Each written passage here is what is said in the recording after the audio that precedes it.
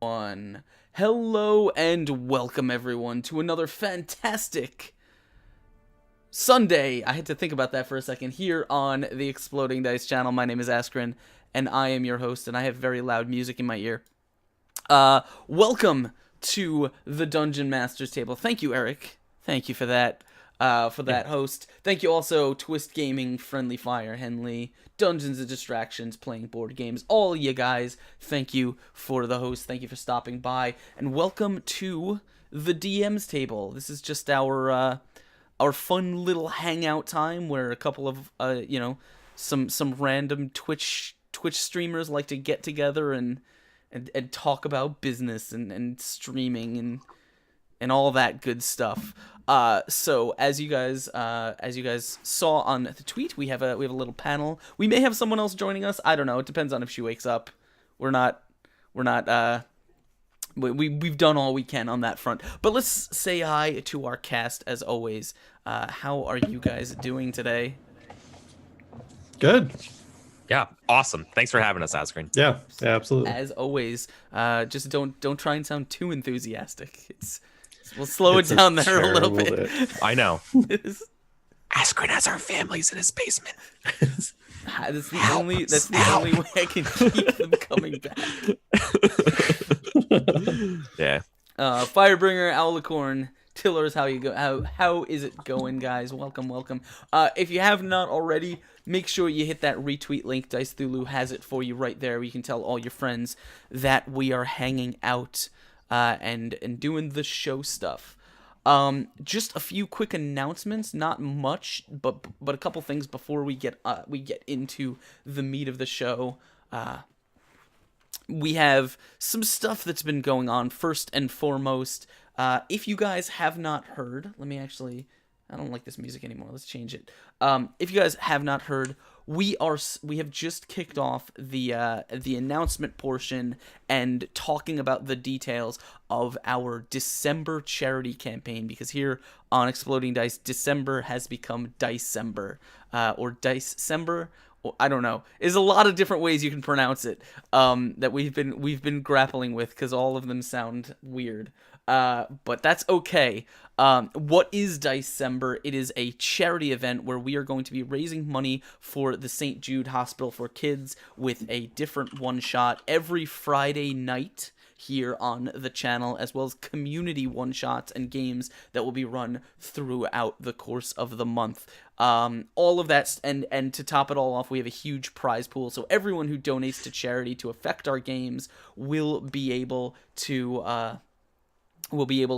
be entered in a raffle to win one of tons and tons of prizes. We have some really cool sponsors set up. We have some amazing people. We just announced our first game that's going to be kicking off the event on the 8th, and that is run by myself with Margaret Crone and Random Tuesday and Dr. Meg Connell and Darcy L. Ross from Monty Cook Games, all in the cast. And it is we've been talking about the characters in private, and it's going to be hilarious. I'm so looking forward to it.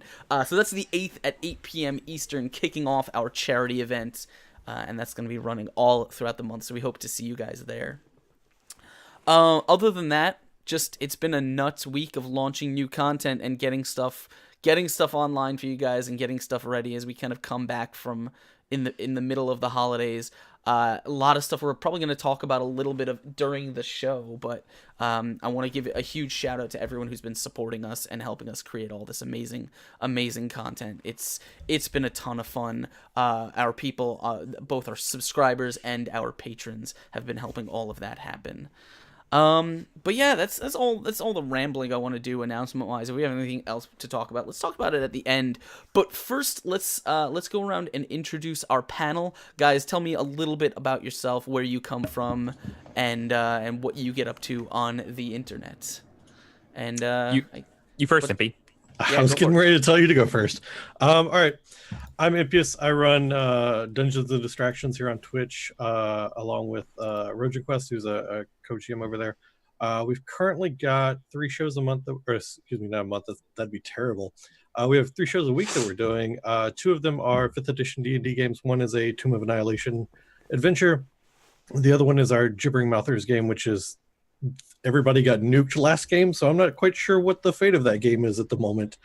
And then we have a game, or a show rather, where we play a new game every month with a guest star that joins us. And this month we're actually starting out on Shadowrun, which is one of my favorite settings, if not systems. So I'm looking forward to 5e? that. I think so, yeah. Cool. Awesome, man. Well, good to have you as always. And also, we have Eric here. What's going on, Eric? Hey, what's up, everybody? I'm Eric Vulgaris on the internet. I'm also a streamer and role-playing game GM and player. Right now, I'm probably most known for doing weird, rando, tiny one-shot games that are open for you to try out and play. It's called Once Upon a Game. And let's see, also on Saturdays, I'm doing this game called 316 with John Harper as the GM, where we basically play Starship Troopers. It's a super fun game. And then next week, I'm starting up Jungle. I guess actually this week. I'm going to say next week because it's Sunday. I don't know. Do we call Sundays? Here's a question for everybody real quick. Is Sunday the start of the week or not? It's the start of the week. It depends on your perspective. Some people view Sunday, because some people view the weekend as a discrete element, right? Right. Because Sunday can't be the start of the week if it's also the weekend. Yeah, right. Some weird...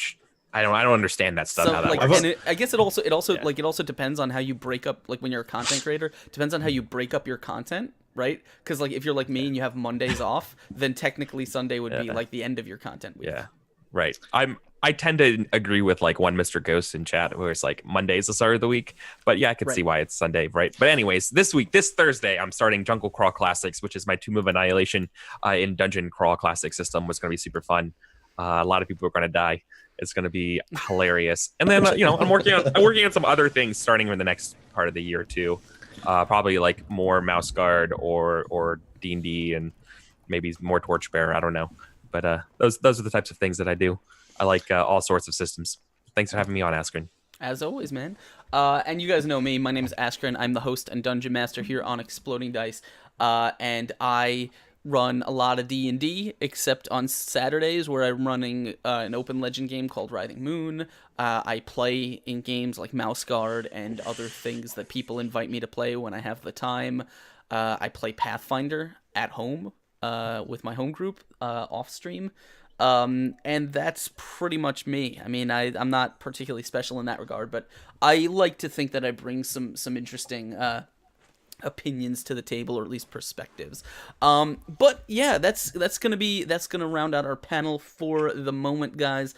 Remember, this is we're gonna be talking some topics. We're gonna be talking amongst ourselves about some things about DMing. We like to talk about our recent games, what we've things we've experimented with, or what we're kind of working on. But also, we love hearing topics and opinions from you guys in chat.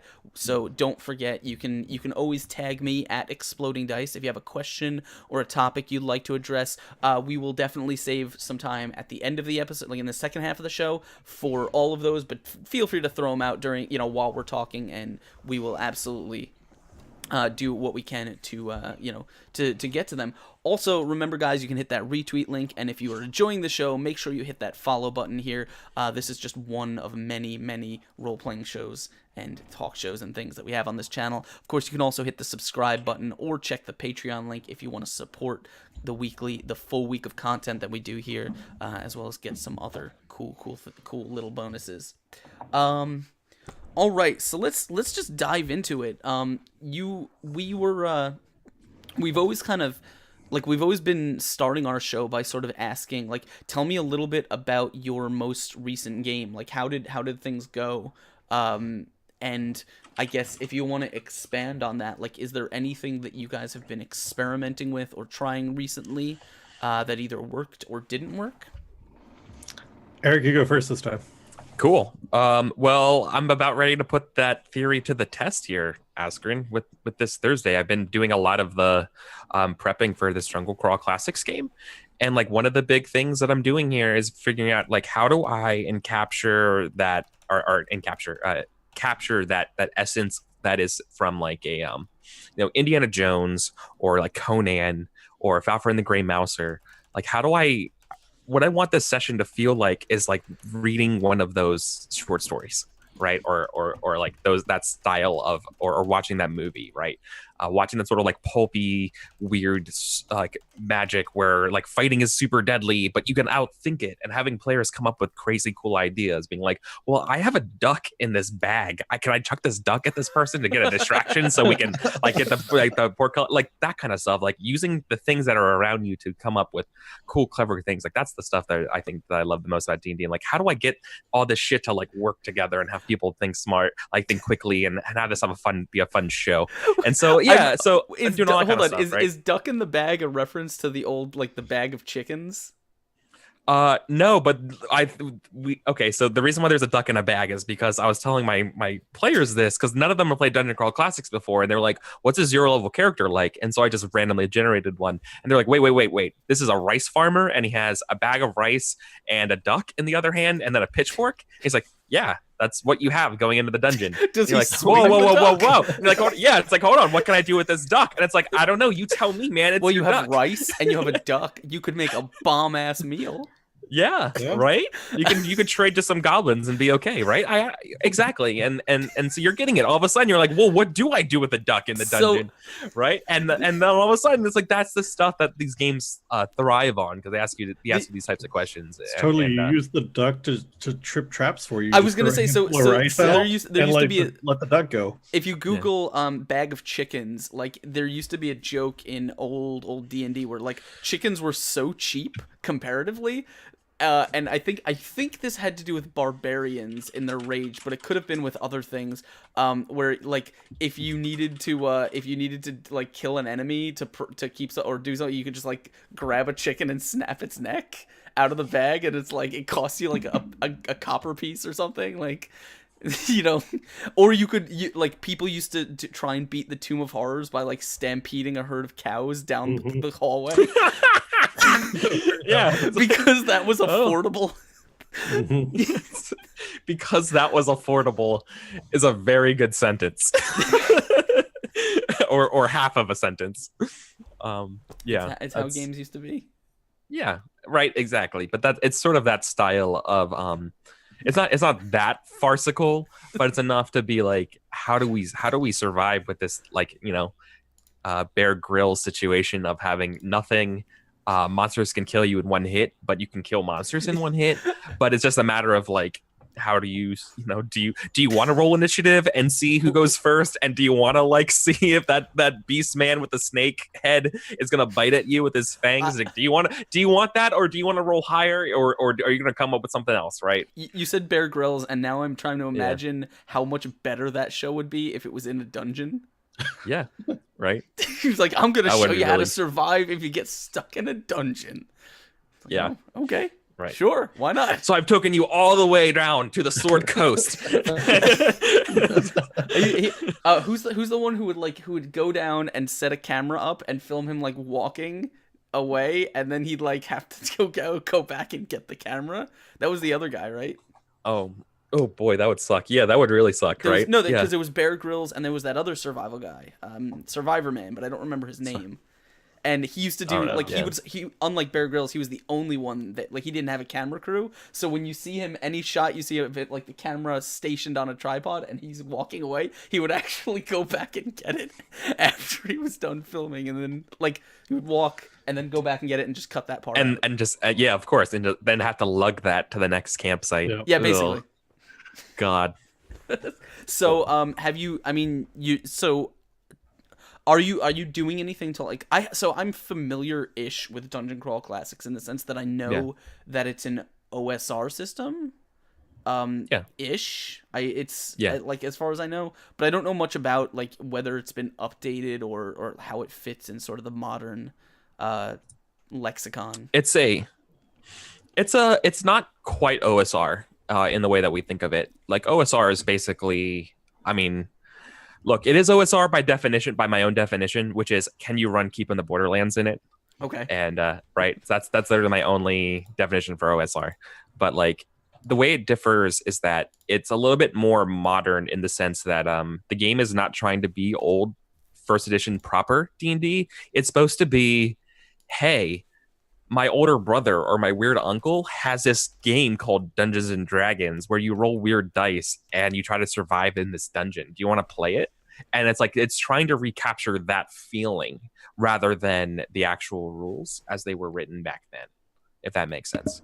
So instead, like you have all this weird stuff and it's like super heavy into the like 70s metal psychedelic kind of stuff. Like, you know, a lot of adventures involve you being like whisked away to like stop some sort of like burgeoning chaos lord, and you're like level 1, Yeah. or like, you know, or a wizard is just like, okay, yeah, you guys all wake up and you're in some weird plane and a wizard is hovering over you like a Zordon-esque, being like, really sorry about this, but you're kind of trapped here because I fucked up. Here's how you survive, right? Or you know, something like that to get you started. The old Something school games, airbrushed on the side of a van. the old school games were very, I mean, they weren't really as concerned with plot consistency or like what's the word? Like they weren't really as interested in the players like buying into a grand sweeping narrative. I believe the thing that was printed in like the first D&D book was like, there's a wizard and he killed your girlfriend. Go get him. Like that was it. Yeah. Yeah, and like, but that's kind of what the game wants to go to kind of get you back into, being like, no, like you're fighting like an evil wizard at like level 1. Like, right. Be awesome, do the awesome thing. Don't stop pretending that you have to be level 10 to do the awesome thing. No, you're in this situation. What do you do? And it's like, oh, okay, maybe we can. Okay, let's think about this and that kind of stuff, right? So it's a lot of fun. I really like that kind of style. I think it's gonna be a really fun game to watch and try to like. You know, see you survive, because it's one of those games where you don't come with a backstory, right? Your backstory is do you survive this level 0 dungeon? Those are your characters, and so all of a sudden you don't get the character of being like, are coming with you that sort of baggage of, you know, well, this person was the sole survivor of their village and they have a vow against the orcs or whatever. It's like, instead, it's like, no, my character is freaking rat nuts, the halfling dong farmer who is somehow with 6 in all of his stats has been the last one to survive of his crew of 6 with him in this scything chaos dungeon. He was the one who made it out, and like all of a sudden we're rooting for him now. Like we root for this person the same way you would root for like you know, in like Darkest Dungeon, when you just have, you know, because you don't really care about a level 0 character in Darkest Dungeon, but once they like do something and you're once like, you start investing in them, yeah. Oh yeah, and you're like, oh you no, you're my boy, Reynald, you're my boy. I can't let you die. You know, like you get that investment through accrual of play, through experience rather than preloading it, if you would. Terry, not saying it's better, right? I don't want to be very clear. It's not better. It's even though way. Firebringer did, you know, kind of explained a little bit of it. We're talking specifically about Dungeon Crawl Classics, which is a system. I think it's gone through a couple of revivals, as far as I know, rewrites, but it is Dungeon Crawl Classics is an OSR system. OSR as a concept is basically designed to sort of bring back the old school style of like dungeon crawling and you know characters dying a lot and you know lethal traps, save or die spells, you know, all of that stuff. That's a thing. Things that have kind of died out in the modern sort of like after 2nd edition kind of things. I mean it's because people wanted more story and they wanted to connect and make their characters heroes rather than just farmers who survived a dungeon, right? Dungeon fodder. Exactly. The game literally says you are no hero as like the first sentence of the book, right? Also, like just this is I linked the cover of the game to give you an example. Like this is the shit you're looking at, right? People trapped in jars, headless people, wizards with fire, aliens. Like this is the stuff you're dealing with, right? It's fucking insane. I dropped a reference because I was talking about Bargle. Bargle was actually a wizard who was created, I believe, in the first edition AD&D guide. I don't remember which one exactly it was. But basically, I wish I could quote this story exactly, but in the guide introduced this character called Alina, who was supposed the reader was supposed to basically like develop a crush on Alina. Like she was like the character, like the NPC that was supposed to be there for you and kind of direct you through the world and be nice to you. She was a cleric, and everyone was supposed to. She was like everyone's D&D girlfriend back then. And then Bargle kills her because he's a dick. And that's the adventure. You have to go kill Bargle because the adventure is literally called Kill Bargle, by the way. Yeah. But yeah, so okay, so outside of OSR, like, or not outside of it, but outside of the game system itself, how, like, have you tried anything as far as planning, prepping, etc.? Like, Yeah. how is this a new challenge?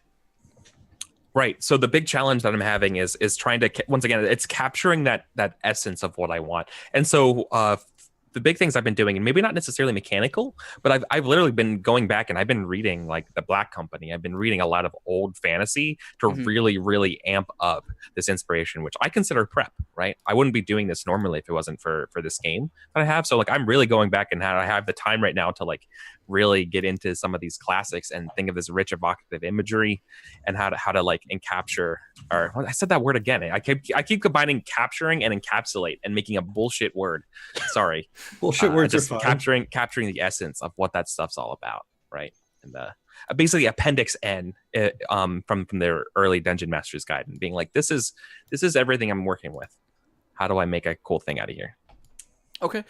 Is there anything about that you've kind of like tell me how that normally goes, like how that sort of manifests in your prep and stuff? Right. Well, I can give one big example of what this is going to happen, and I'm not going to see this pay off until a little bit later in the game. But once they're done the 0 level funnel thing like that, and they get back to town with their riches, well, the sort of thing that almost every single sword and sorcery character does is they blow all their money in town, right? When's the last time you've had a D&D character, like a rich D&D character, blow through all their money in town, right? And like, how do I reward that? And the way I'm doing that is I've actually mechanically changed the game. I brought back gold for XP. And rather than just doing a 1-for-1 type of deal here, I created what's called a special carousing table for my game, which is really good for Tomb of Annihilation, because it's basically you're getting drunk and doing all this crazy shit in Port 9 Zaru, right? And so what does that look like? Well, that could be like on a so basically the way I mechanically set it up is that it's 1-for-1 gold for XP after a certain point, and then it raises after 50, or I think actually I have it at 75 right now. Like after 75 gold, it becomes like a 1.5 XP increase rather than 1-to-1. And so you're more incentivized to spend more and more treasure. And then the more you spend this on XP, there's also a certain like modifier you'll get on this roll, and it's just a random luck roll, and you roll on a table, and it goes from like -5 to 25, and all these random options are there, and anything below a 10 is kind of bad. Like you might wake up drunk and indebted to a person, and you're getting ready and getting pushed out to ride on a dinosaur race, right, for somebody.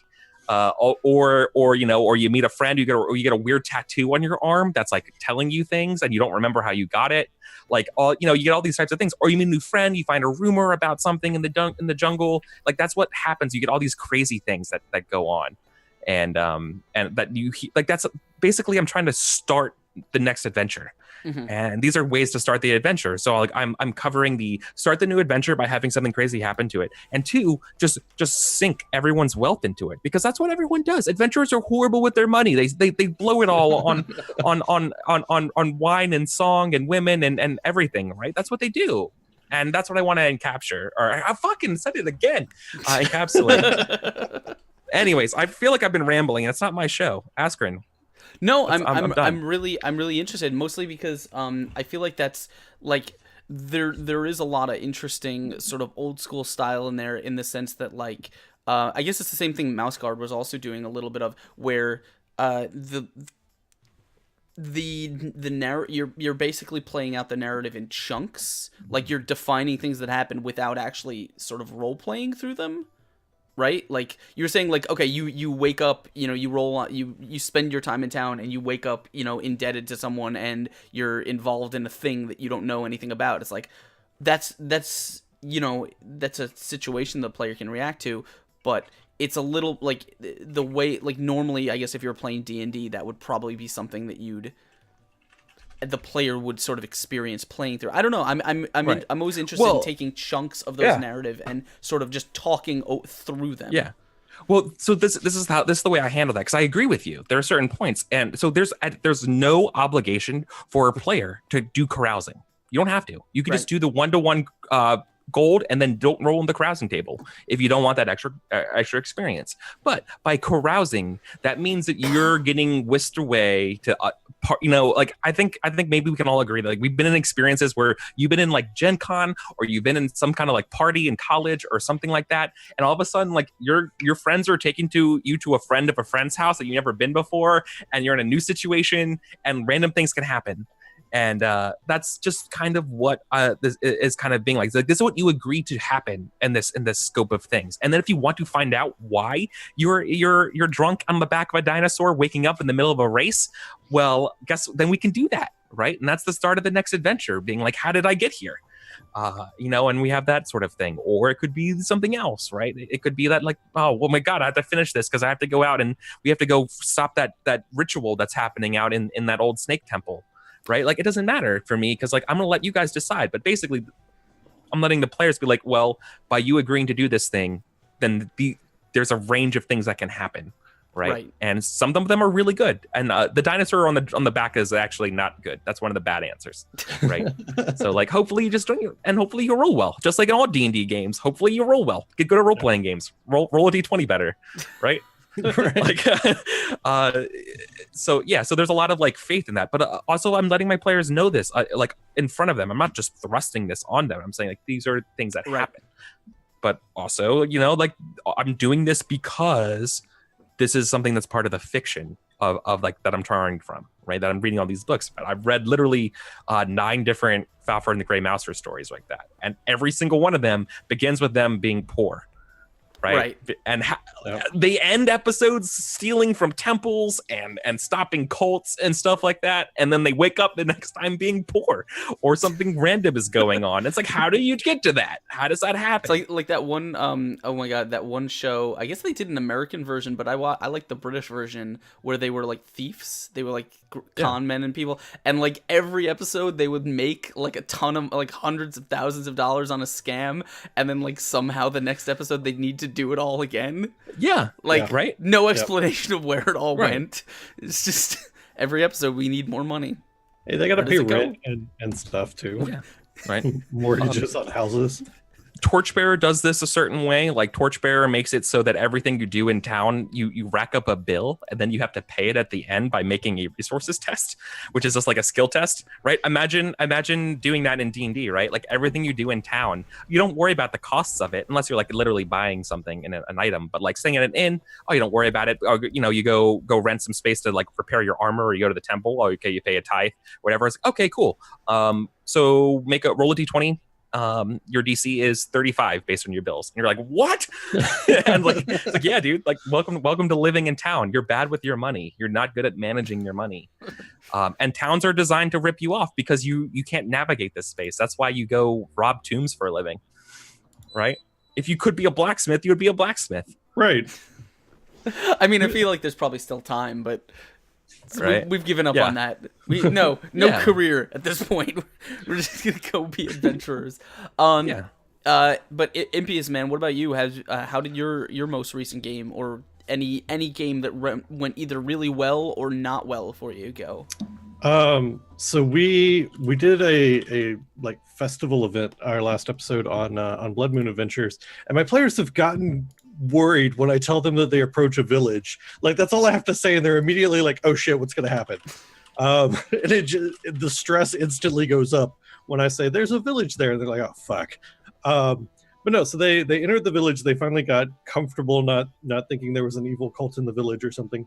And so the town was doing this great feast that it does every year. And the winner has their food provided for them for the next year. That's just something that the town kind of does. And so we ended up basically doing Iron Chef Faerun. They had circles that wizards would summon monsters, and they had to kill the monsters and then prepare them. And so what I did is I gave them the title of the dish, And I was just like, and you guys figure out how to prepare this. And I have written down like certain things that'll lower the DC of the dish if they do this. And so far they've nailed every single one of them without me telling them anything other than this is the name of the dish. And it's worked out really well. There's been I've seen a couple things. The Battle Chef Brigade, there's a manga out that does it's like Delicious Dungeons or something that's essentially Dungeon Meshi, the same idea. Yeah.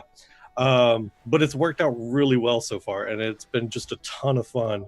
And they got a good chance to role play, and they got to fight things and do something neat with it afterwards. And it worked out better than I had hoped. They got through 2 courses last game, so we're going to finish up the other 2 courses tonight. Awesome. Was that there any, so I guess, good. is there anything there that either that you were kind of experimenting with, or like, you know? Just really, it was just kind of one of those spots where I was like, I don't really know that this fits, because they're in Chult and they're in a jungle somewhere. And I was like, I'm just gonna throw it in and let them have fun with it and not kind of worry about if it really fits the narrative for this little encounter. And it's worked out well. So it's one of the things that I've taken away, is like not every random village needs to be worried about dinosaurs in Schultz. It can be, you can have something that's just kind of normal, or you can. I've got a plot line when they are further along that they're going to hit a village and they're going to hate me for, but it's just going to be some random village out in Schultz. So even though you're in this exotic new world, it's okay to pull in these tropes and these random little villages here and there that are, probably better set in Sword Coast somewhere, but it's all right because the encounter works.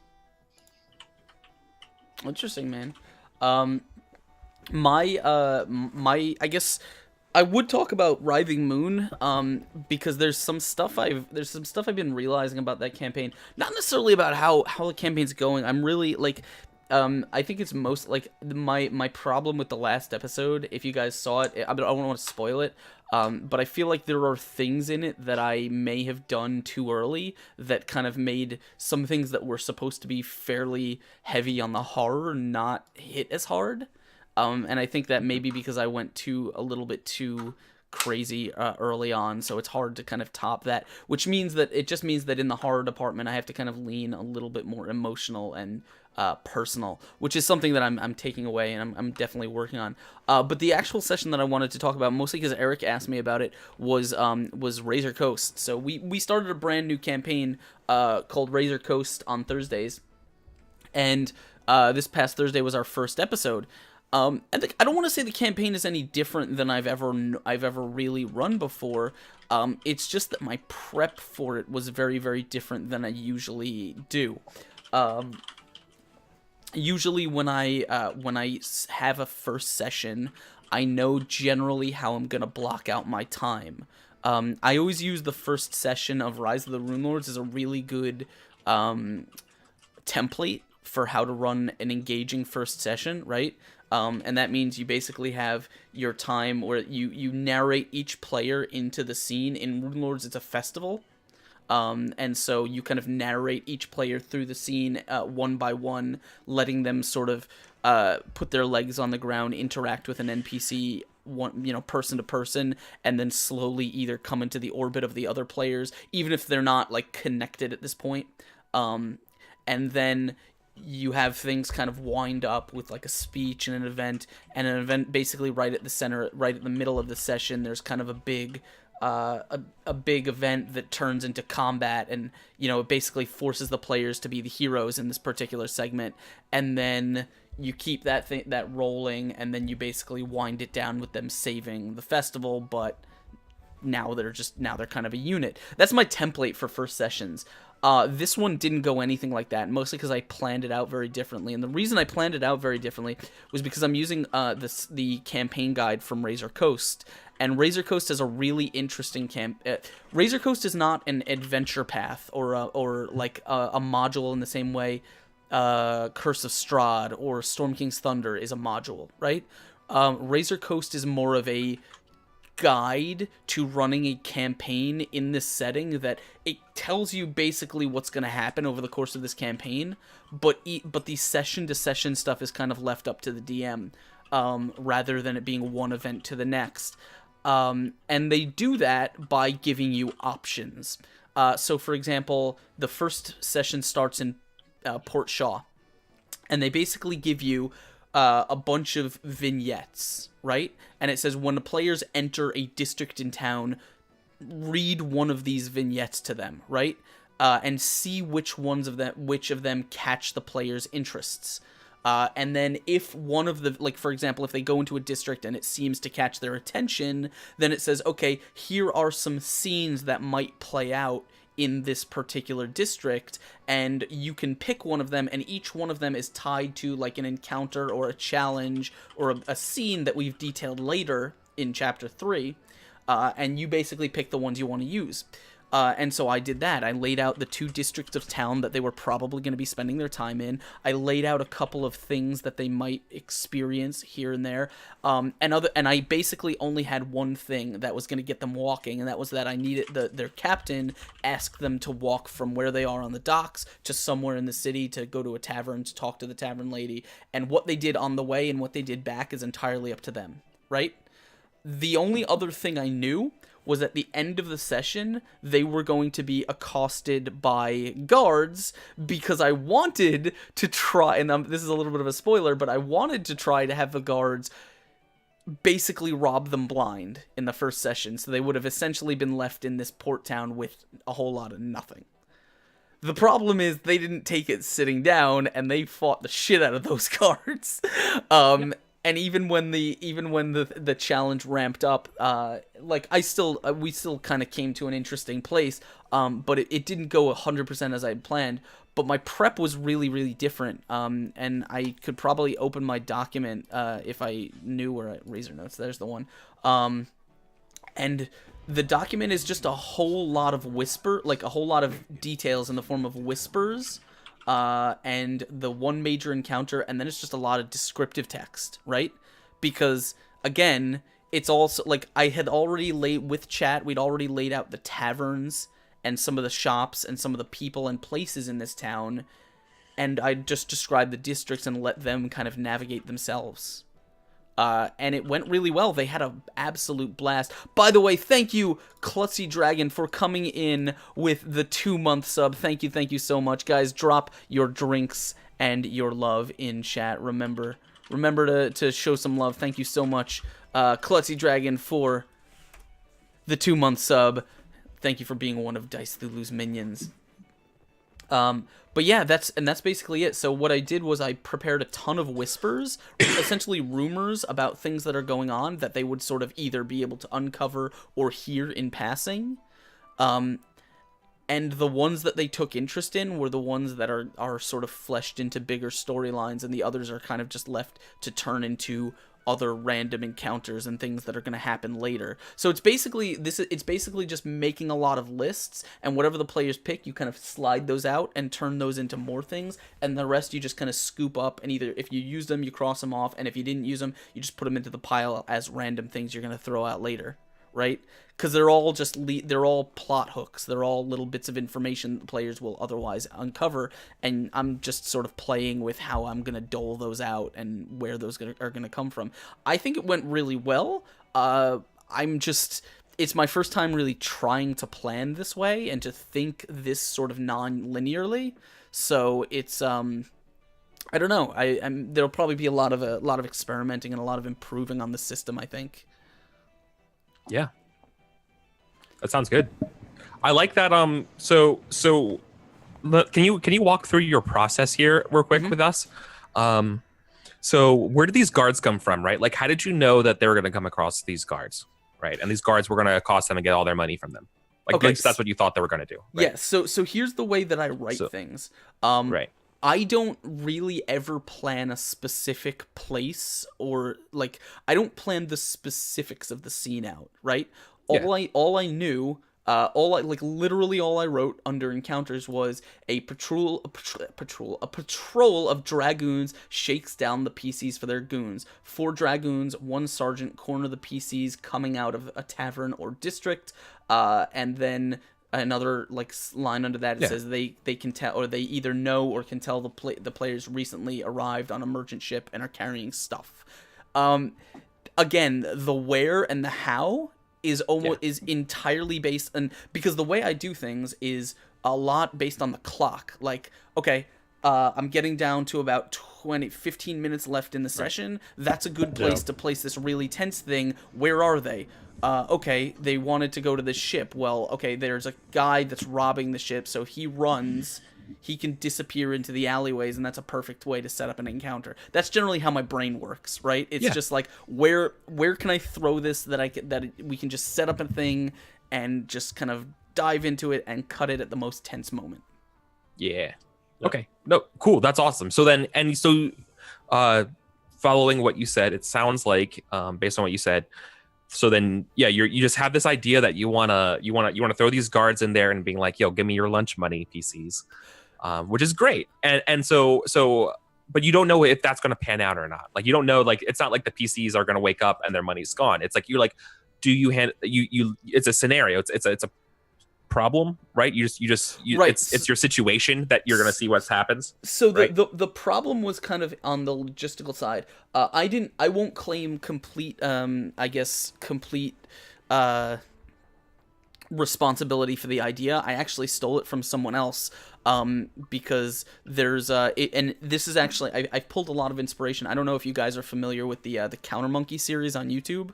But it's a guy who talks a lot about his old gaming experiences and tabletop stuff. And he was talking about this campaign that he ran in this system, this old kind of 3.5 era system called Thieves World, which is basically 3.5, but I guess not as high fantasy, right? It's based on a series of books called Thieves World. Sort of. It's basically 3.5 with kind of like a low magic gritty coat of paint. Okay. But the basically it's in this really shitty kind of cutthroat city, and the players just kind of arrive. He was talking about how the players kind of arrive there, fresh from wherever they're coming from, and the first thing that happens is at the gates, the guards basically shake them down and take all their shit because the guards are corrupt and assholes. Yeah. And so I'm like, I like that idea. And there are some things, and I'm not going to talk about them because I think it might spoil a little bit, but there are things in my head that it gets brewing. If that happens, right? If the guards actually do take their shit, it sets in motion a lot of really interesting things. But I think the fact that they are that they met, like, I kind of threw the sergeant in there as sort of as a little bit of a nod to something that's going to happen later. And the fact that they fought, and the fact that they ended the session basically with someone outside of this fight coming in and helping them to flee, is just fine with me, right? Like, it's setting up. We've already set up that antagonistic relationship with the guards, which is interesting. And we're also kind of priming. Like, I don't actually, spoiler, I don't know who came and rescued them. I haven't written that part yet. But it sets up an in for any NPC that you want to write into the story at that point, right? And also, if the players are in a fight with corrupt guards and someone just throws a smoke bomb in and helps them run, it doesn't matter who, like, they don't see the person's face until they start running. It doesn't matter who it is. They're instantly going to be on that that person is now an ally to them, right? Oh or yeah. at the very least, they're now in debt to that person. In debt, or and there's again, that's like, even if you don't know who it's going to be, in my head, that's just setting up more story that we can explore later. Yeah. Exactly. You're just plot hooks for players to be like, that's interesting. Tell me more about that. Let's do that thing. Yeah. I'm a big fan of throw a wrench into the scenario when things are kind of getting dull, or we're coming to like the end of a session and we want to just kind of ramp things up for the next episode. I just throw a wrench in it and we'll sort it out later, right? Yep. We'll write in the details like before next week. And that's actually that's something that I'm a big proponent of, right? Like, when combat's getting dull, or when you have to end a session, just blow something up and then say that's where we're ending. Yep. And players hate that so much. I don't think they. I think they fucking love that. Like, that's they probably love it, but they give me so much shit for doing it at the end of every session, and I'm like, it keeps you interested, and you're now curious what's going to happen next week. Right. Like, that's the there's thing. the reason that I'm doing that. Right. So like and Eric does this. Eric's done this, and I've talked about him with him a few times, and I've talked about this with other people. Like I some DMs are comfortable like ending on a really low energy note, right? They're saying like, okay, you guys settle in for camp, and that's where we're gonna end it for night. Like, but I don't like doing that. I like energy. I like some kind of intrigue or something that's gonna carry us to the next session. Like I like when the players say, "Fuck." No, not don't cut it there. Like, and then and then they have to carry that frustration into or kind of dread or just anticipation into the next session. That's I like. It may be cliche and it may be played out, but it works the best in my head. I feel like the only time that I let my players end at a camp like that at a nice peaceful thing is if they've completely thrown my plans off and I have no fucking idea what I'm going to do next. Then I'll let them like, all right, I've got to figure something out. You guys just camp and we'll end there. But yeah, generally I feel like, especially from a show perspective on Twitch, and a game perspective, having that plot hook or that cliffhanger moment at the end of a show does a lot for both players and viewers. Yeah, I mean the audience seems to love those, like, and again they say like fuck no, but I mean I think like everyone kind of likes that, right? It's like that's right. It's why it's such a common storytelling trope. Yeah. Well, it's the difference between a serial and an episodic, right? Yeah, like serial you should expect to be like it is paced out in that more dramatic sense, right? It's more operatic, while an episode you expect things to get wrapped up. Right. The way Mouse Guard is designed is to do episodic. Right. I was gonna say like all of the Mouse Guard games I've played have always been. I mean, there have been occasions where things kind of ended on a really tense, thing, cliffhanger, if it really called for it. But a lot of times they're kind of set up in the sense that it's like, in this episode we're gonna introduce a problem and then we're gonna solve that problem, right? And then you're gonna check out the hook as the DJ revolves it. Ice, ice, baby. Yeah. Exactly.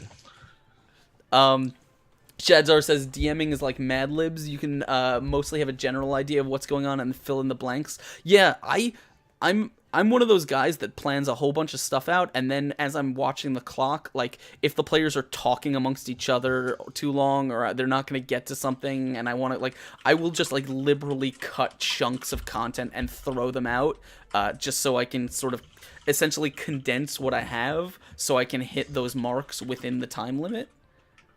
Yeah. So that's an interesting thing that I do with my players. If they start talking too much or they're just getting off track, I will just start rolling arbitrary dice. They don't mean anything, but the players instantly go, "Why are you rolling dice?" And then it gets their attention again, which has worked really well so far. Now that I've just told several of my players that that's what I do, that's not going to work as well. But yeah, I don't roll dice. I just usually say like all right guys, come on. We're like either we're on a clock here, or like come on guys, what do you want to do? Let's go. You got a couple seconds to make a decision. What's gonna happen? And then if they don't, like if they still keep talking about it, it's like, okay, the monster loom, he takes a couple more steps and he's looming closer and he's like, winding up his claws. He's gonna swing it. Like it's pushing players to sort of get back. Like points of order are always I guess a personal and situational thing. Like and everyone has their own different way of doing it. Yeah, and so that's why this is one of the big reasons why I'm super excited to go back to Dungeon Crawl Classics, is because I'm not following that sort of like script of episodic play. I'm gonna let this go where it goes, and so I'm excited to have those moments again. Because right now, like for the most part, I grind my teeth a lot on 316, and 316 has a similar Mouse Guard style of like, well, you do missions, and then after the mission there's this downtime, and you should probably get it all done in about one session, right? Like 3.5 hour session. And similarly the Mouse Guard, it does this very same kind of thing. It turns out that I think a lot of military fiction does that episodic stuff really well. But side note, anyways, yeah, and so I'm excited because I'm going to do some D&D, and I'm not going to do that. And I'm gonna enjoy these things again. I think it's fun to have the opportunity to do both, right? And now that I've had my fill of one, I want to do the other. So you guys are getting me excited about it. Good. I don't know what my next thing is gonna be, but we're what's it called, like, I've been talking with Grant about It's not Project Butts. Are we not That's allowed the to talk code about name. Project Butts? That's the code name. Ah. We guys, the next show that I'm doing is called Project Butts. No, it's The beautiful, unique tabletop system. yeah, it's everyone has a butt stat, and it's just like what's your Eric? What's your butt number? Well, I'm proficient, so it's 5. Okay, Only 5? Yeah. I have no butt, so mine's at like a -2, so it's fine. Is butt your dump stat? It is. No, I have I'm actually talking about what my next project is gonna be, and I'm there's a lot of things I want to do, man. Like, there's a lot of games I want to play. There's a lot of settings I want to try out. I don't exactly know, though. I do have a preference, and I think did we talk about this? We may have talked about this last time. I don't remember, but I don't know. I'm leaning heavily towards one of my favorite D&D settings, which has been on my mind consistently for a long time now. Right on. Dink, son. What? We Is so the I had a Oh, sorry. Fire. Sorry, go ahead. Is the quote command coming back? God, I need to fix that eventually. I should fix that. I'm sorry. I was too much. It's the last thing on my mind. Oh, what I was gonna say is, I had a similar thing where there was a bunch of games and systems that I wanted to try and had never played before, didn't know anything about them, and we started our Wednesday show with that premise. It was like, let's just try a whole bunch of systems for a month and or try a new system every month and get a feel for it. Do a one-shot game on it, see how we like it, see if it's terrible, and we'll never play it again, or if it's something that we'll come back to.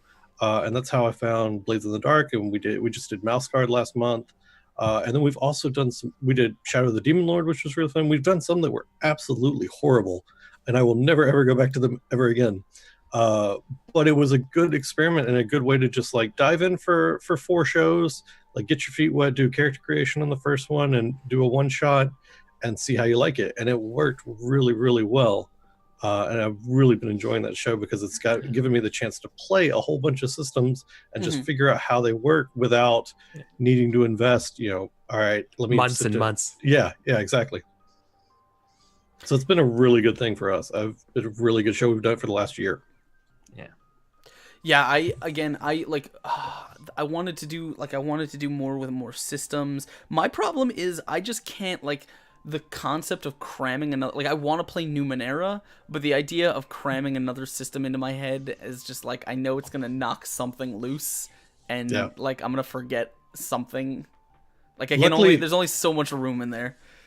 Yeah, luckily we've got 2 DMs that are rotating back and forth, myself and Rojan Quest, so I get a month of, all right, I'm DMing this new system, I have to figure this out, and then I get a month of, okay, what's my next system that I'm going to pick? Let me learn it and read through it enough to be able to DM a game, and then so it gives us a little bit of downtime to figure out what we're playing or what we're running the next month, so that it's not all just a huge cram session a week before the show, oh shit, I have no idea how the system works at all.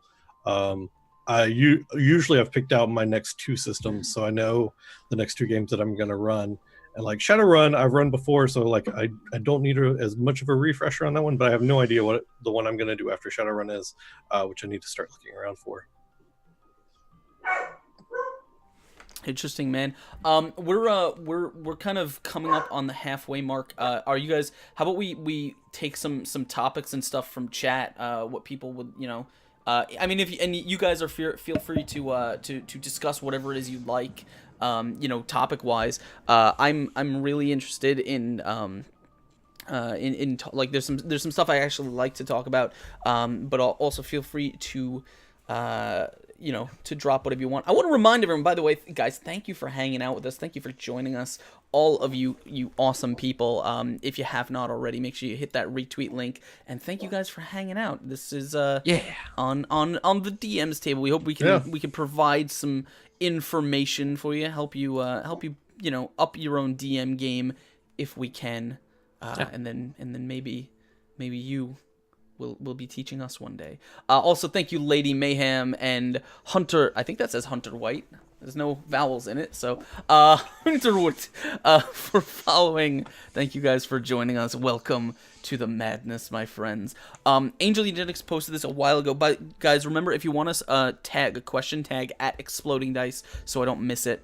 Angel Eugenics says, have you ever dealt with a player or with players that have anxiety or they have a problem speaking when put on the spot?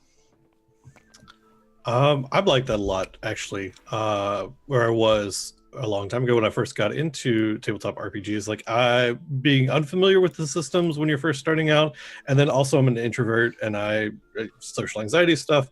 It took a long time for me to get to that point, but it's I think the DMs have to understand their players well enough to go, okay, if I'm going to put this character or this player on the spot for a little bit, I need to make sure that I have a backup scene that I can go to if they're fumbling, if they're like, hey, all right, this is what's going on. And they stammer and like, all right, well, you know what? I'll come back to you, give you a few minutes to think it out. And I'm going to go play this scene out over here.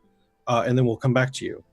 I think that's a good way to approach it, especially if it's somebody that's new to RPGs, if it's somebody that does have issues, speaking on the spot, giving them that heads up that like, hey, I am going to play out a scene with you, but give that person some time to prep mentally to be able to do that and be okay with going, all right, cool, we'll come back to it. Let me go play this out and then come back to you. And I think that's a DM has to be familiar enough with not only the characters that are in their world, but their players, and know what, how to address that player and how to push that player a little bit, and what's the right kind of temperature to do that at. Right. I guess I hope that the player knows that they're like this and they've let us know that, hey, after the session, like, hey, thank you so much, Impy, for moving on and giving me some time to get my stuff. I know I'm not the best thinking on my feet, right? Like, if just saying that at the end is perfect, right? Yeah. And then being like, cool, like we can keep doing that then, right? You don't have to make a big deal out of it. Just say it privately and be like, hey, I appreciate that. Or like, hey, like, I know I kind of like couldn't think of anything on my feet in that moment, but like, keep trying. Like I know I'm bad at it, but I want to get better at it, right? Yeah. That's cool. Or being like, you know what, like, dude, I didn't really appreciate it that you did that. I'm not good at that, and it makes me feel bad. And then maybe you can do other things, like lead them a little bit more with more sort of like impromptu scenes, right? Or ask them for details of, something like, hey, so we're looking back at town, and it's your nephew's birthday in town, and you're there, and your nephew has a really distinguishing trait, like their eyes are really vibrant. What color are their eyes? And then all of a sudden you ask them to get some inputs that way, right? And just like something like that, where you can just give them some details to feed in some stuff, and then all of a sudden try to like get them going in the scene, right? It's kind of like provide that be the booster rockets to their spaceship of imagination. Right? Yeah. By the way, thank you, Bitsman, for the bits. I love. By the way, I'm just enamored with the idea of someone named the Bitsman who just goes into streams and gives bits. Just imagine air horns everywhere. Thank you, my friend. He's got some intro music somewhere. Just like there should be Bitsman. It should be an official Twitch thing, right? Like to just announce in your chat. But thank you so much, my friend, and thank you for the stream wishes. Here's the thing. I've probably played with someone who would consider themselves as having anxiety issues. I may not know it, like I may not be able to point to any directly, but I think with things like that, it is fairly important that the players and the DM have a dialogue at some point, right? That is certainly not something I would ever recommend you just going into a group and saying like, hi, this is like, and just like, I'm never going to say anything about this. I'm just going to sort of let it stew until either I'm not having a good time or people are not,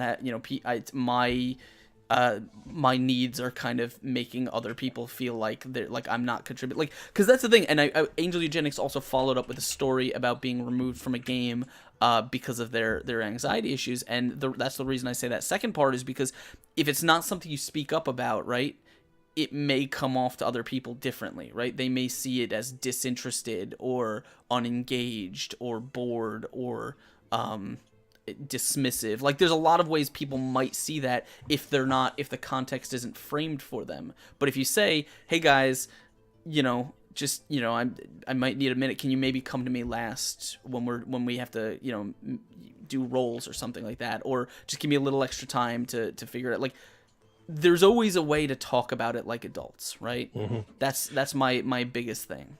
Yeah, and I think that's a big thing is like when you're playing a tabletop game and you're communicating with characters as the DM or as the NPCs, but you've also got to have conversations outside of that realm, right, where you're talking to your players as the DM and they're talking to you, because there are things that, like, I can put people in scenarios that are going to make them uncomfortable intentionally, but I have to know that, hey, there's a line that I don't want to cross, that they are not okay with me crossing. So we don't, like, when we start a game, like, all right, what topics are off limits, are triggers for you guys that we should stay away from?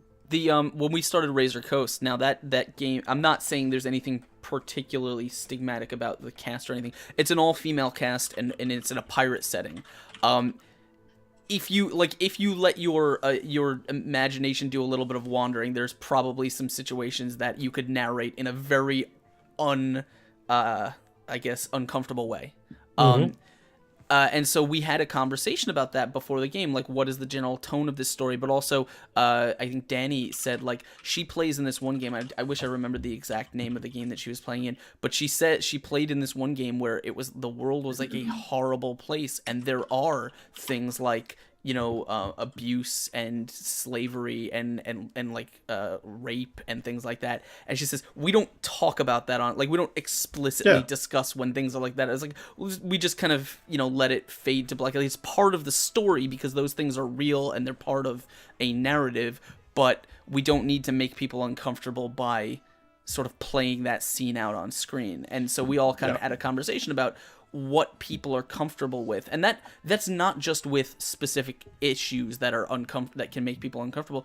You should have those conversations about anything that is like that. Everyone has a different situation, right? And the DM doesn't know your situation unless you tell them, right? Mm-hmm. That's just it. Maybe your situation is that you don't like public speaking, like you're just deathly afraid of speaking in front of a group, and that's something will help you overcome, but we need to know about that first. But yeah, absolutely, exactly, agreed. Yeah. Sorry, just someone at my door.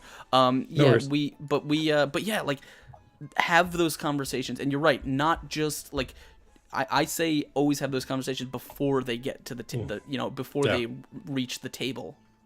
Yeah, absolutely. You don't want to be in a game and as the DM, or even as the player, have something come up that you don't want to deal with, or is an emotional sensitivity for you, and because that then makes the whole game and table not only lose flow, but can sense that that's an issue, and it creates a divide. Right. Having these conversations before it gets into the story of your game is important. Kebelak also says, what about pairing them with a player that by the way, there's a lot of stuff that I missed in this conversation that I'm not going to read out all of it, but he says, what about pairing them with a player they're comfortable with that can help them avoid, like, that's something you can work out, like, but those are all individual solutions, right? I don't think that's a universe, like, I don't think there's anything here that works universally. Right, I think the only thing the thing that is important here is the conversations, and that people who are maybe suffering from anxiety issues or other things like that don't feel like they can't have that conversation. Yeah. The table should be it should be a place where you feel safe, even though like your character is going through all these dungeons and going through these terrible things. You as a player should feel safe to be able to talk to everybody about issues that come up, because they're not going to know unless you talk about it. Yeah, absolutely. Remember, guys, if you want to give us any topics or anything to discuss, make sure you just drop them in chat. We'll go over questions, topics, anything like that. Just tag at Exploding Dice, so we know who's talking to us and who's just talking in chat. There was actually something that kind of came up. I'm trying to remember how I wrote this down, but I don't remember where I did. So I don't remember how I phrased it. Um,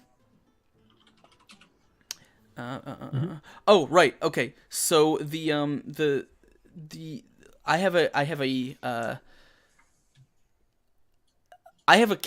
player that is going to be exiting a game very soon. And we of course are broken up about it, and like we're we're doing everything we can to make sure that the story sort of plays through and that we can see that character out on as high a note as possible. But are you guys like? Do you guys find yourself like? Do you find that like you kind of like the having to swap out characters or anything like that? Does it sort of affect your games if you have to do it? Does it like is it a thing that you sort of spend any time dreading?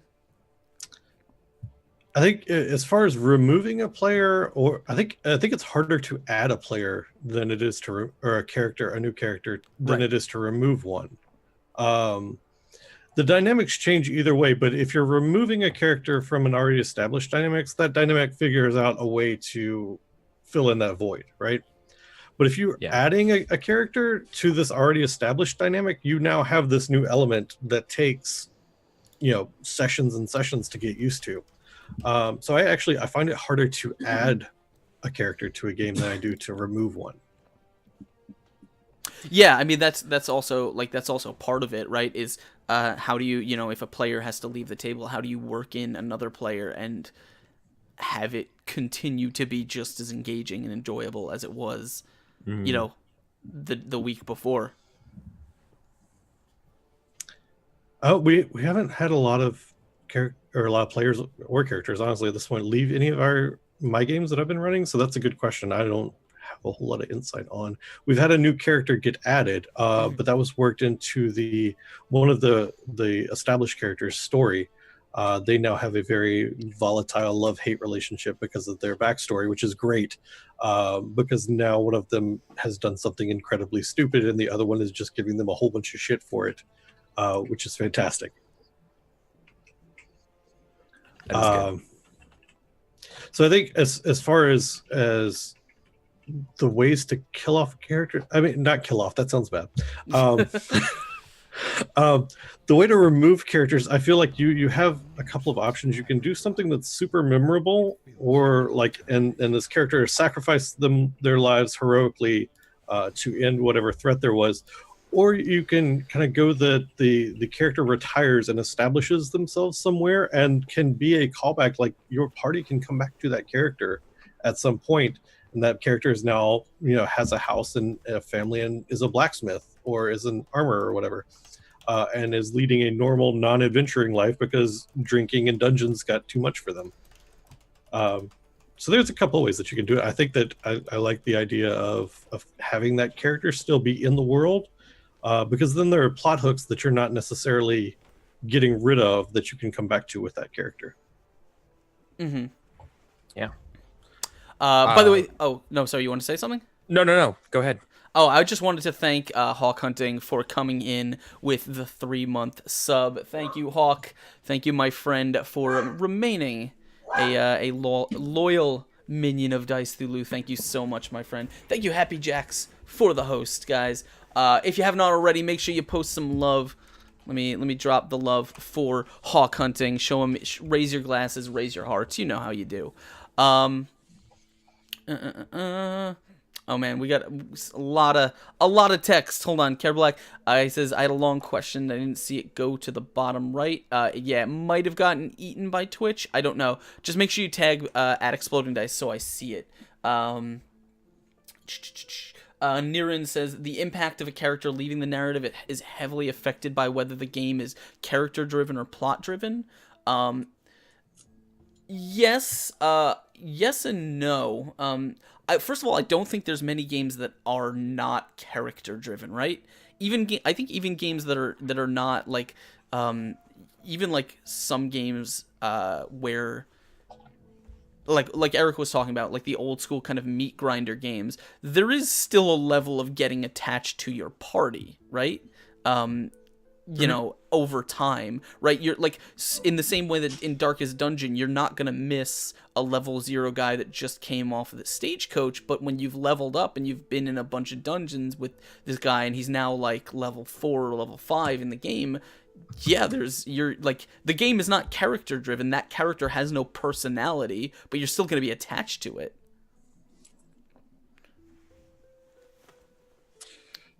Yeah. So is the question how to? It wasn't. Not I don't think that. I don't feel think that was. that way? I don't think that was that was mostly just a response to what like, it's a long response to what we were talking about. It says a long time character removed from a plot driven game removes the weight of that character's ongoing investment, and a new character wasn't there for all of those adventures that were leading up to the point. In a character driven game, this is less of an issue, as a new character brings a weight that, like, I guess brings their own plot and like their own kind of narrative and stuff, which is true, but I still think that I still think that there is like, there's always going to be that, like, if you're level 10 and you just slide one of the characters out of a party and slide a new one back in, right, even if that new character has a ton of backstory and personality, it's still they're still like going to have missed a lot of the details, right? Like, there's no connection to the NPCs. There's no, you know, hey, you were there when we rescued that guy or when we fought that monster, you know?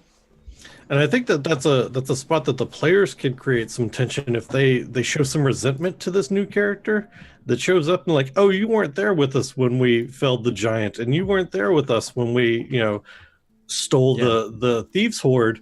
And then it gives that new character some chance to like prove themselves to the party. But that's a lot on the players to play out too. If they're just a group that's like, oh, we have a new person, great, let's go, then that's fine too. But there are certain elements and dynamics like that are out of the DM's hands. Like, hey, if you guys want to be kind of give this new character the cold shoulder, that's completely okay until they prove themselves. And like, that's a lot of the players and the group driving that story and that attitude on how they feel towards the new member. Yeah, like that's a staple of military drama, right? Mm-hmm. Like the rookie, right? Yeah. Like it's such a textbook thing, right?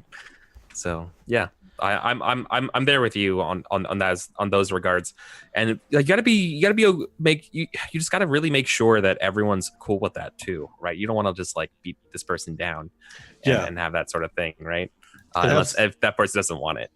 Right, it absolutely has to be this is character animosity, not player animosity. Look, also there's this sort of like, I don't know, I think there's sometimes too much reverence to what just what was going on beforehand, because you know what, you could be like what's his name, you could be like Don Cheadle and just come in and replace James Rhodes in Iron Man, and then you just have right? the line says, and like, I'm here, deal with it. Yeah, and you know what's like, dude, because we want to play this game and like we don't want to spend the next 2 sessions just like, who are you?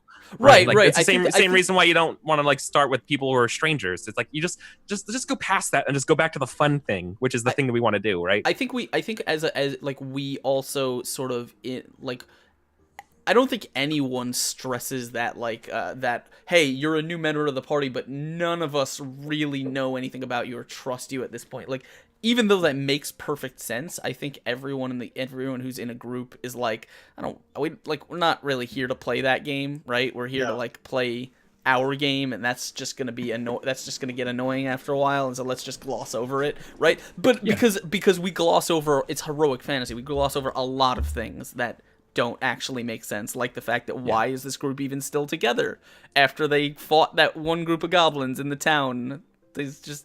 Now they're bound for life. Who knows why? It doesn't make sense. Even in settings where it does make sense, where like if you're playing something like Shadowrun, where it does make sense in Shadowrun to not trust your other group members until they've proven themselves. I've done that with groups, and they've just kind of, all right, half the session they're like, all right, we don't really trust you, and then by the second half of the session, it's fine and it's glossed over and it's not a huge deal. Like it entirely depends on this is something I want to stress to GMs, and maybe you don't have to stress it like if you're still new, right? If you're still like getting the reins on the rules and everything like that, then don't worry about this, right? But a lot of the most successful, I think, games stem from having a sort of I don't want to say GM controlled direction because that's not what I mean. But what I mean is that everybody in their mind has a sort of like theme or like aesthetic about what this game is about, like the genre and tone, and that those types of like overarching types of things that we all play into and subvert at times. And just like having that sort of like conversation or like idea going into a game helps a lot. And like Shadowrun, exactly, like where you can be like, listen, just as a clarification, are you saying that everyone has the same idea going in? No. But like, just a like, so when you think of a genre, like a genre is not just one thing; it's a constellation of things, right? And that's what I mean. It's like so everyone's sort of in this similar headspace. Like if we're playing jazz and we're jamming on the E flat minor scale, then we're all playing the same scale. Is what I mean, right? Like we're able to riff off each other in those sorts of ways. And so if I'm thinking about this in terms of a game, and it's like we're playing Shadowrun, well, like yeah, then of course, like we're gonna have a little bit of that. Like, are we playing the Shadowrun, or are we going to be like the I remember you from the what's the name of the as technology job, right? Like you did a great job in the as technology job. Oh yeah, this guy's, we should respect him. Like he beat the shit out of blah blah blah, right? And like all of a sudden you just make something up and or be like, I was working defense on that as technology job, and you just like stare them down for a little bit. Right, or like whatever, and it's like you don't, and all of a sudden, like, because that's sometimes part of the genre, right? It's like it goes back to Neuromancer being like, we're professionals, we're all hired to do this job because we're professionals and we're good at our individual things. Can we handle that interplay, that stress between us to get our job done? Right, that's a question. Like, is that what our game is about, or is it the other way, or is it like we're playing leverage and we're taking down the big corp, right? And like, well, yeah, we don't care so much about that. It depends on like your genre, your themes, your touchdowns, and all that type of stuff. And that's why I was saying, like, because those are things that I want to make sure everyone is generally on the same page about before we start playing, right? Everyone, that's what I meant. Like, everyone essentially has the same idea of what the game is gonna feel like going into it. Yeah. Like, I swear to God, if we're playing Al-Qadim and you bring a pirate here, I'm gonna burn your character sheet, right? Like, like, dude, like we spoke about it. We're playing in the desert. You're never gonna get a boat. Like, what are you doing? Like, just let's just go into this other space here, right? Let's do this. And I want to do that, and I want that character to have a boat in the desert at the end of the thing. Right. If there's a land boat or something, you want to riff off that, maybe, right? Boat. But like, it's entirely really reasonable to be like, hey, in this game, right? You know what? Like, listen, we're dealing with some shit. Like, don't play a cleric in this game because like the gods are weird, right? Yeah. Let's just not deal with the gods right now. Because like that's what you do as a player, right? I want to talk about that as a player as well. Is like what you say as a character is the shit that you want to deal with, right? Like you're flagging things by picking choices, being like, if I want to be a pirate, then it's like, oh, cool. So you want to deal with like raiding ships, and like you want to deal with being against the law and be sort of a roguish type character and have those sorts of problems, right? That's actually and that's a conversation we had a lot with Razor Coast, right? It's like, what is and here's the thing I love about Razor Coast campaign guide is that the way it frames it, you don't like, it is a pirate setting, but you don't have to be a pirate, right? Like you could be on the side of the powers that they call the powers that be. You could be on the side of the individualists, right? You can it all depends on what interests the group. Yeah, exactly. And but having those sorts of conversations when you're getting started in a game is super important, right? Like that helps out a lot. So you can kind of like answer these sort of questions, right? So you can start seeing about like, well, how do we bring people in? Well, what does the genre demand, and how should we treat them? Well, okay, well, what is our show kind of like? What would they do on the show? And let's just do that. And you're right. I wanted to hit this because Kerblack Kebelak put this question in chat, and it's a long one, so you guys are gonna have to bear with me, but we'll try and get through this. He says, says, I am a first-time DM, very little experience, a few sessions of weird homebrew, and one legitimate session. I'm DMing for first-time players, and wanted to find a way to draw them in, so I'm making cool little items for them. One that I'm struggling with is for a trickster cleric. I wanted to do a coin where it flips the coin and gets a positive. This is scrolling, so I have to go back to it. If he flips the coin, he gets a positive outcome for heads and a negative for tails. I'm having a little trouble balancing the item. That is a difficult question. So there's a second part to this. It says they're currently level 2. he uses the coin either when spellcasting, the beginning of battle, or once per rest, and basically increases spell power, etc., etc., etc. Being I'm only, I was hoping I could get some insight on how you might balance the item to keep it interesting without breaking combat for the group or something. I guess that's the core question that I was trying to find in there. Right. So, do you guys have any experience like creating specific items? I'm sorry if I rushed through that. It was just like I was trying to find the actual question in there and not spend too much time on the mechanical stuff. Oh, yeah.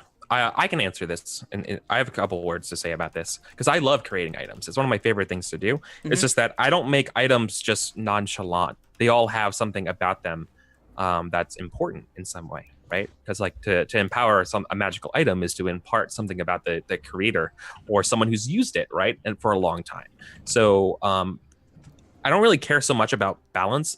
I'm not sure what mechanically is happening when you use this coin in combat. Is it like advantage on everything? Is it like a +1? Like, I don't know what you're doing with that. And frankly, I think it's fine because you know what? It's not balance. It's a magical item, but things can happen. Somebody can be like, yo, what are you doing with my coin? Or this, or I mean, you want to go to a good the most classic example of what happens with a coin, just look to the first Pirates of the Caribbean, right? Like there's so many things you can do about a magic item that you can just have so much time, right? Like you can have so much time and so much fun, like following this if you want to, or like especially if it's broken or like doing something in the game, make it important all of a sudden, right? Right. Like, oh shit, my fucking halfling burglar has this weird ass ring. I don't want them to have this ring. What do we do? Well, all right, so some fucking ghost guys start coming after your ring. What do you do? Oh, that doesn't sound good. What does our wizard friend do? I don't know. Let me make a research roll. Oh, fuck. Right. And there's your campaign. I wanted to tack all of a sudden the Hobbit. I wanted to tack a little bit of additional info on there in the sense that like, so, like Eric said, first of all, it's not entirely unheard of for low-level characters in stories to just somehow come randomly across a powerful magical item that has a story attached to it that they have no idea about, right? Like you said, that's literally the plot of The Hobbit, and all 3 movies after that, or books after that. It's, you know, and the ring in The Lord of the Rings wasn't necessarily super powerful, right? It didn't, like, I mean, it could have been used that way, I guess, but it really wasn't focused on. But there's nothing wrong with giving low-level players a powerful item. I'd maybe limit how often and how broadly they can use it. But it becomes a question of what does it mean for the character? Like, for example, what did it mean in The Lord of the Rings for Frodo to use the ring, right? He could use it to escape someone that was chasing him, but doing so would also alert him, like, and the ring wraiths to his position, right? And they were coming after him. So what does it mean for this character if, like, I don't know, say he flips the coin, and if he flips the coin, a good thing always happens, right? But what does it mean to use that item, right? Like, what does it mean for him? What does it mean for the world? And yeah, you can always make an item that's too powerful and then have something happen to it or the player as well. If you find that, okay, I made this thing way too strong and this breaks mechanics. So that goblin that escaped combat and saw you use it now goes and tells a warband of orcs that, hey, this halfling has this thing and it does this, and maybe he lies about what it does to get the orcs more interested in it. But you can absolutely, there are billions of plot threads that you can go, oh, this magical item is attracting attention, or it gets corrupted because you've used it so many times. The magic is now changed in the way that it works, and now you have a higher chance of bad things happening when you use it. And maybe it's your oh shit button, like, I'm out of options, let's try it. Are players getting frustrated that this person has this magic item and no one else does, and it's like breaking the game? Then like maybe just talk about it and be like, okay, so listen, minor mess up, thing's way too powerful, my bad. Can we talk about like reducing its power? So the question the question specifically said, I believe he was making items for everyone, right? So in that case, like, I think, like, if everyone has their own cool or unique item, I don't think it quite matters about balancing it, right? Because, okay, let me put it this way. Eric and I are both big fans of Curse of the Crimson Throne. Curse of the Crimson Throne, you get a magic deck of cards right at the beginning that have a ghost in them. Spoilers. And not only does the cards let you use some powerful magic divination spells and identify spells, but also in theory you can consult the ghost about a whole lot of shit, right? It's a pretty powerful thing for low-level players to have. But it's entirely... What's up? Sorry, just to interject. The moment you say magical deck of cards, my brain instantly goes to the deck of many things. It's not. I have deck of Harrow PTSD cards. flashbacks. No, it's a deck of Harrow cards. Okay. And so, but again, like it's a thing that's like it's a magical artifact. It's powerful magic, right? And if the players use the shit out of this item, they like their items, they like these things. Like there's nothing wrong with giving the players to them and then saying, by the way, there might be some caveats attached to this thing, right?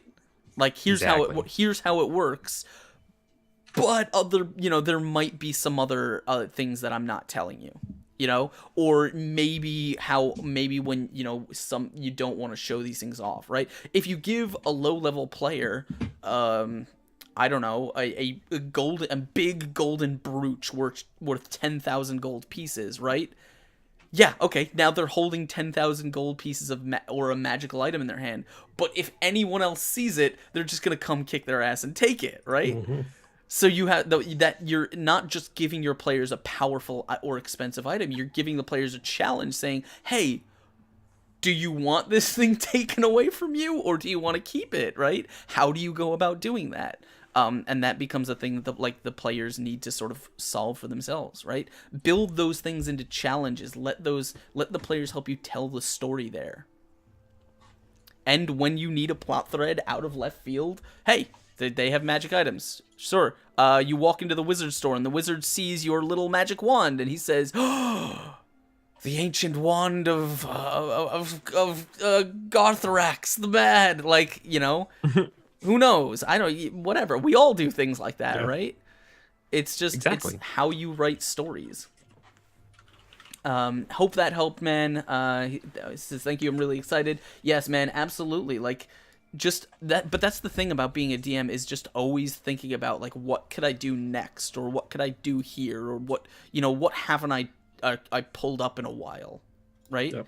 And something like that is a great little string that you could pull on every so often just to either remind your players of the things that are going on in the world or just up the tension a little bit.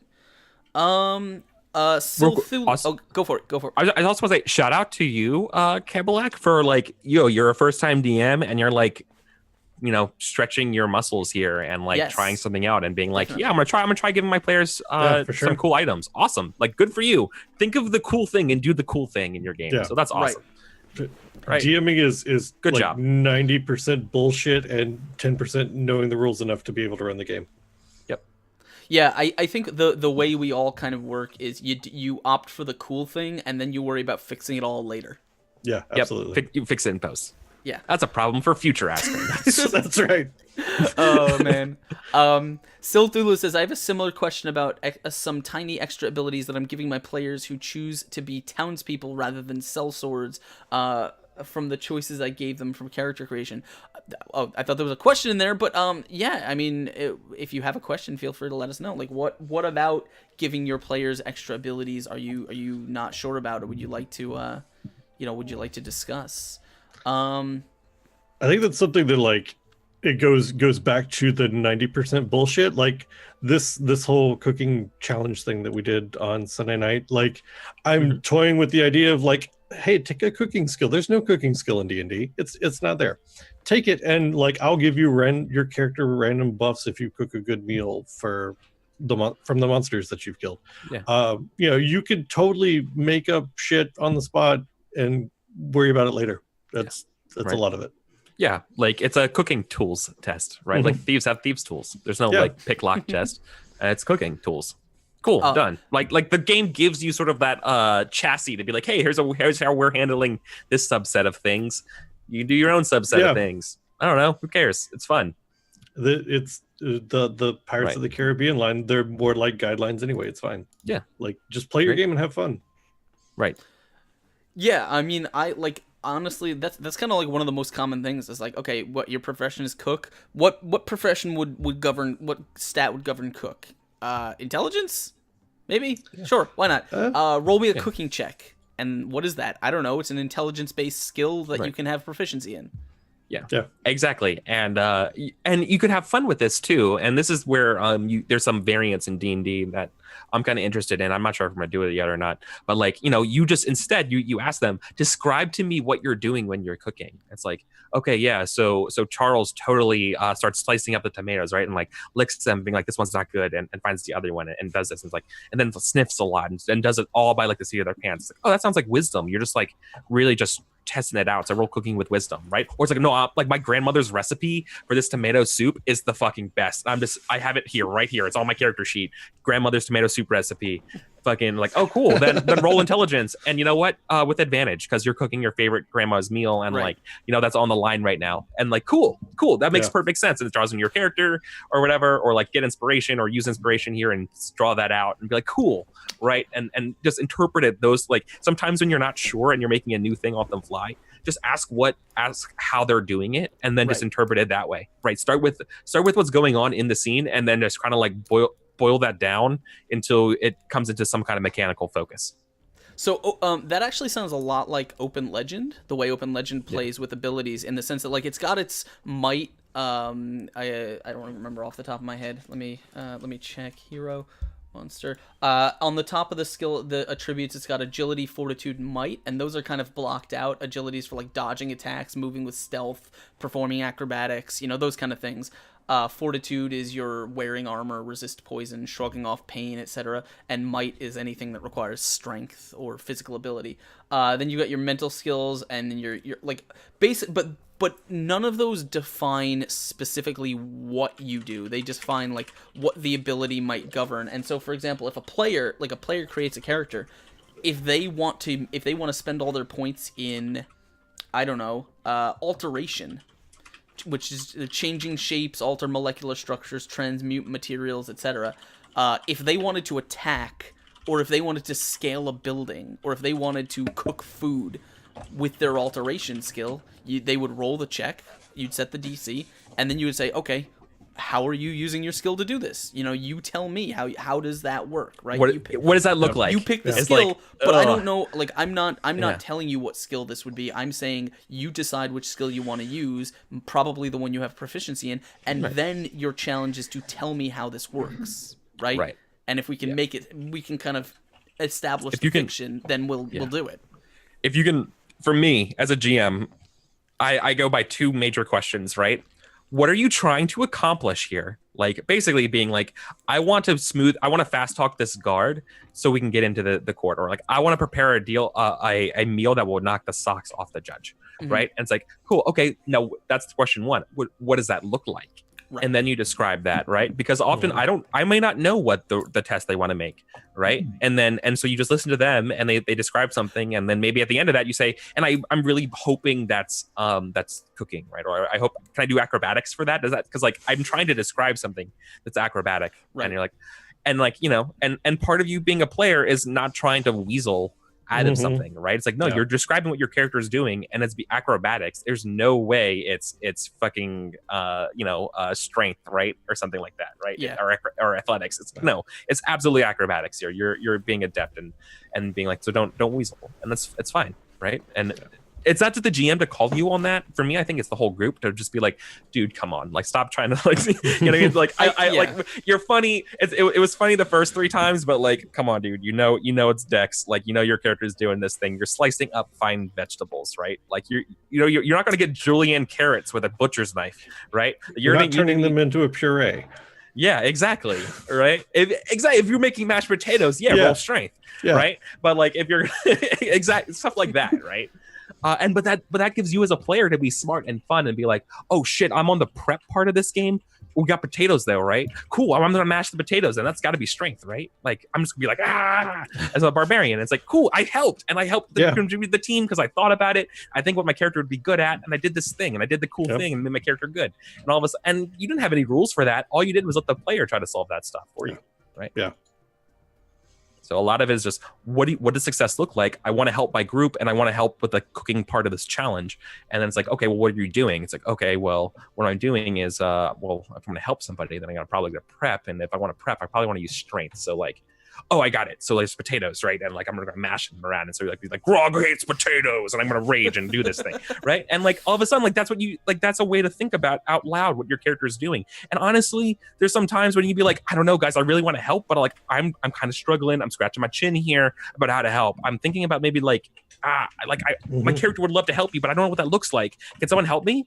You do that. You can do that. Talk That's to the totally other fine. players. The other players are invested in your character's success as much as you are. Yeah. And you get other people involved too, right? In your scene. Like, it's a good way of doing it.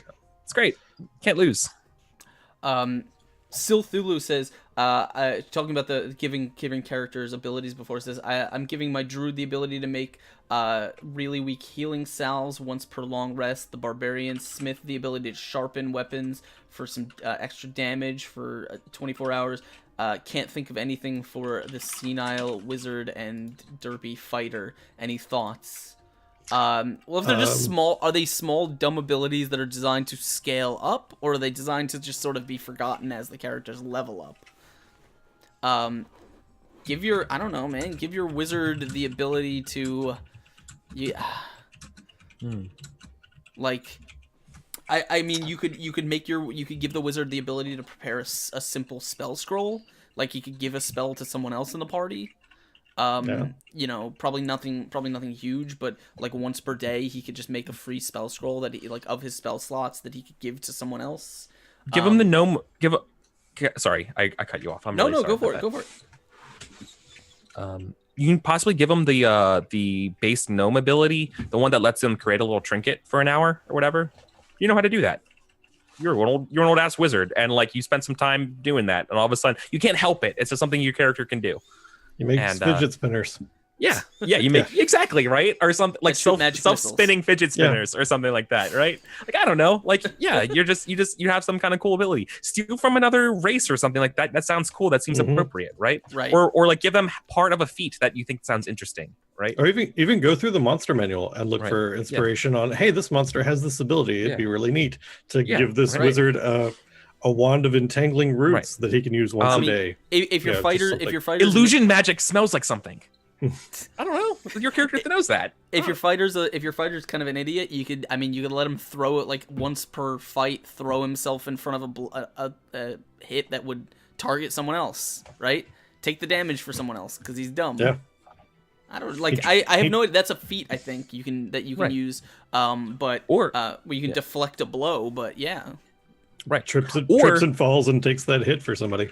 Or you can do, and this is something that I'm glad you brought this up. As a DM, sometimes you don't have to decide that. Like, I don't have to decide what the fuck you're gonna do with that duck in that dungeon. Remember from the beginning? His ability. So like, I don't know. He's an duck. absent-minded wizard. So like, I don't know. It's up to you to tell me if that's applicable. No right? matter Hold on. Right. He has a bag of infinite ducks. It only has one duck but it always has at least one duck in it. Yeah, only at least one. Right? Illusion smells like disappointment. That's really all right. Right. But you know, something like that. So all of a sudden, the players have to do something and being like, "Oh, how can I use this to get my advantage here?" Right. And all of a sudden, it becomes something that they're looking at using. Be like, what if I'm absent-minded, but like, not when it comes to this, or like, I'm absent-minded because I accidentally forgot that I know bits and smatterings of Elven or you know, Celestial or whatever language this is, and be like, so can I like make a test at disadvantage to understand what they're saying, or something like, oh yeah, totally, right? Because you read that in a book. You're just a random lore expert, right? Something like that. Like, let the players do that stuff. Dungeon Council asked this question. You don't have to ask it twice. I saw it the first time. Don't worry about it. He says, what do you guys think of giving players hooks to other players? Example, like the cleric has a quest hook or something, and the fighter has a useful clue for solving. That's a lot of planning and writing that I am usually too lazy to do. Yep. I had two characters that had something similar in our current game. Because one of the characters could not join us for the first couple of sessions. So her character was trapped in a necklace that the other player was carrying around with them, and part of that other character's backstory is he wanted to figure out how to get her out of the necklace. She's super not happy that she's out of the necklace now, and was completely like pissed off at him. And so it's one of those things that you have to work out both at the table and not at the table between the characters. So if your characters have bought into the idea of doing this and kind of are good with working together with each other, then I think it's fine. But it's also one of those things that if you're not communicating real well, it could be a vital clue that goes overlooked. So there's some balancing there. So the reason that I said I was too lazy is because like and Eric will be able to explain the dungeon world kind of connections and bonds and stuff. The reason I said I was too lazy to write stuff like that is because it would essentially require mapping out one player's sort of like plot arc or what I think is going on there, and then somehow burying the clue with another player. And like I know Eric is a big fan of talking about that stuff openly, but leaving it kind of secret for the characters. But I also think if everyone knew that everyone had a clue to everyone or everyone knew that one of them had a clue to someone else's story, it would feel very tangled and very confusing very fast, right? As it becomes kind of a mess of like when to make this come up and when not to. I don't know. It could probably work. And there's most likely a system that helps a lot with it that I'm not familiar with. It's just something that I'm a little bit too lazy for. Yeah. I know you posted the Dungeon World stuff. Right. Do you want to talk a little bit about that? Yeah, so I shared with you, it's a random bond generator. And if you ever want to know about like combining people's things together, like having stories like that, I'm just to piggyback off what MP and Aspen said. It's like, yeah, just if the players want to do that, more power to them. And if they don't have the tools to make up something about their characters immediately, just roll in the table or something like that and come up with something randomly or pick from the table. Who cares? Because the most important part is that you and those two players come up with a sort of relationship, especially if they're different. And then all of a sudden you have that dynamic duo, right? Of like between different people. Like I know this person always helps me out. With you know, like will always have my back in a bar, but I also know I cannot rely on this person when it comes to climbing or whatever. I don't know, like I have to protect them from their own stupid mistakes, right? Or something like that, right? And all of a sudden, like if you just have a little thing like that, I know for me as a player, having that written on my character sheet will remind me, and I will try to use that in play, right? Also, if I find it useful to know that you don't have to know everyone else's bonds, but maybe just you knowing and the other players knowing there's bonds. So that when you look at each other, you know when someone's trying to be like, "Hey, let's talk about our bond thing here." Because in Dungeon World, you get experience if you resolve your bond, right? Like that's actually something you do. You actually gain experience at the end of the session if you solve this problem. Like I implicitly trust this person for knowledge about this caves, right? But you know, if you do that in session and you're like, oh, I don't anymore, or like or something like, man, like we couldn't have done this without you through those caves, like you're the best, right? Then maybe that bond has changed and grown and evolved, and now you pick another one being like, you know, like I trust this person in all knowledgeable affairs, right? Or something like that. Or maybe you just stop using the bond system because now you have this relationship already made, right? I'll also suggest this is something like you don't have to write those things between the two characters. You can say, hey, are any of your characters connected in some way? Like, have you met before the story started? Have you ever quested together? Have you ever been employed together? If so, like, you know, like I tell my players this sometimes. I say, if you guys want to connect to each other, you don't have to tell me about it, right? I don't have to be involved in that. You can come up with that connection to yourself, like maybe or maybe it's something that you want to talk about that hasn't shown up at the table yet, like maybe you both have two halves of the same tattoo, right? Like I don't know, you know, you can come up with that. It's just not something that I would sit down and write. I'd give that to the players so they can kind of, because also that lets the players sort of define what is important to them. Crit Dice, thank you for the host, my friend. Thank you, my friend. The guild sends their regards. Well, welcome. Oh man, it looks like we got a little mini raid going on. Well, let's push it back, guys. Let's throw some ED raids in chat so we don't lose the fight. But yeah, Dungeon Council, I definitely I check the bonds thing. Have your players talk to each other, like ask them. Naren says, I'm a big proponent of the idea of never having secrets between players, but as many as you want between characters. Yeah, I mean, secrets between players can be a thing you do sometimes, but it's hard to do broadly, right? It's hard to bury a lot of secrets with every player so that they kind of come up over the course of the game. Most of the time because they're just going to be forgotten and sort of like left out, I think. That's happened in the past. Sorry, I'm just going through my my thing. Thank you for the host, my friend. Thank you, Dungeon Council, for the follow, my friend. Thank you for joining us.